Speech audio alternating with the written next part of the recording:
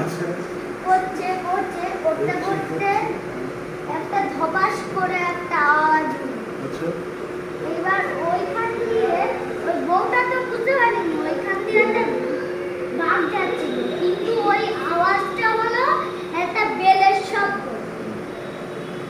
ওই বাঘটা গায়ে ওই বেলটা যেই না ফেটেছে, ওই ফাটার শব্দ, ওই বেলটা যেই ফেটেছে সেই ওখান থেকে কালো রং মেখে একেবারে বাঘ ভূত হয়ে গেছে। আচ্ছা এইবার বউটা যেই রান্নাঘর থেকে বেরিয়েছে, বেরিয়ে উনুনের কাছে গিয়ে দেখে কি সে তার বেল ফেটে একেবারে কালো কুচকুচে হয়ে গেছে।